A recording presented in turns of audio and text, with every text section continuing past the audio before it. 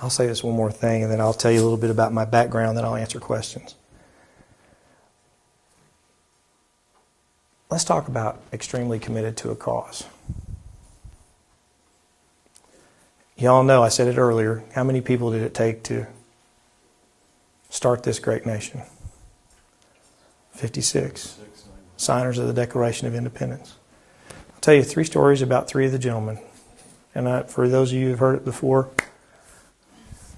it's a good story. Robert Morris was given the huge responsibility of financing the American Revolution.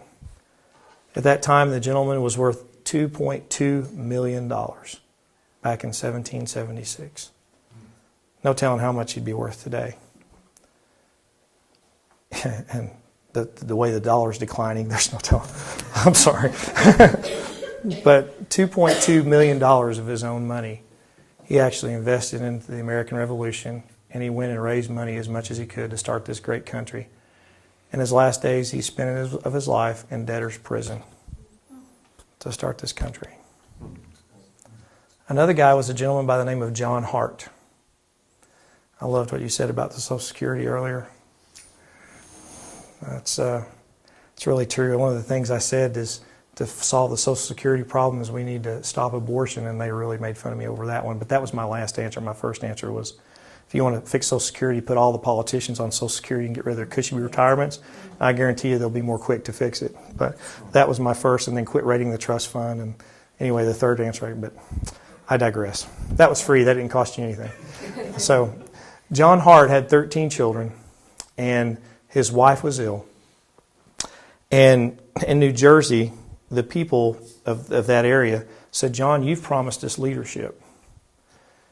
And we have word that the British are coming to kidnap you or to kill you and to try to get you to rescind your signature on the Declaration of Independence.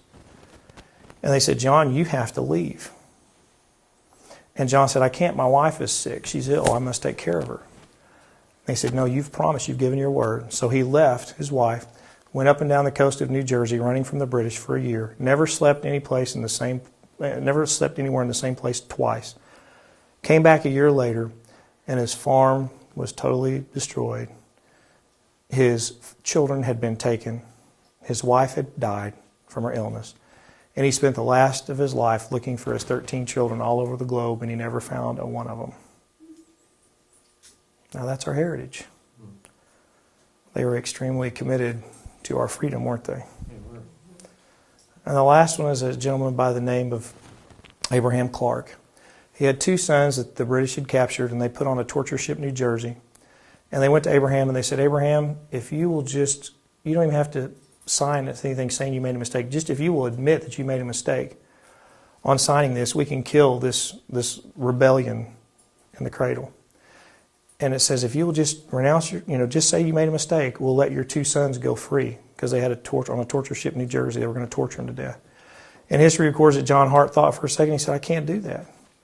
I believed in the Declaration of Independence when I signed it, and I believe in it today. And for me to say anything else would be a lie. That's our heritage. Were they extreme in their commitment? Yeah.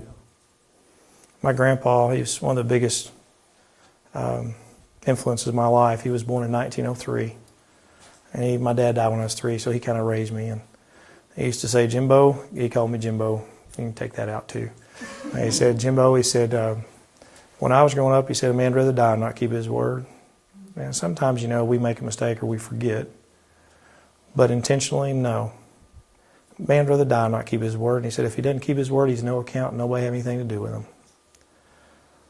So I can tell you and look you in the eye and tell you that every vote that I've made at the Capitol as a state house member and a state senator, I never made to further my career. I never did it because I wanted media attention. I did it because it was right or it was wrong against the Constitution or for it. And sometimes I take a lot of heat for that, and I don't enjoy it. I don't. I come home just like, let's face it, I like to be liked as much as the next person. But I'd rather be, as this guy in Silver Dollar City had a t-shirt, he said, I would rather be hated for who I am than loved for who I am not. And that's who I am. what you see with me is what you're going to get. If you look at my voting record, I voted for one beer tax in 2001. I was newly in office. I voted for one beer tax. So if you drink a lot of beer, I'm sorry. But if you don't drink, then you didn't get taxed with it. They said they were going to sunset it in 2 years. That's what they told me. And I found out the sun never sets on a government program. It just doesn't. And I came back in 2 years and said, wait a minute, you guys, we gave them a word that we were going to sunset this in 2 years. Oh, but it's a good program. It's for the children. Look what it's doing. And it made sense. And I said, I am never going to vote for another one again, because all I did was grow government just a little bit. And I felt so bad about it. And I told people, I said, I was wrong. I made a mistake. And I shouldn't have done it. But all the other, even when they tried to start commissions and boards and things like that, I said it didn't cost any money. I'd ask the question, oh, really? Well, what about the per diem? What about the mileage? What about the, and they go, oh, well, that really don't count. It does count, doesn't it?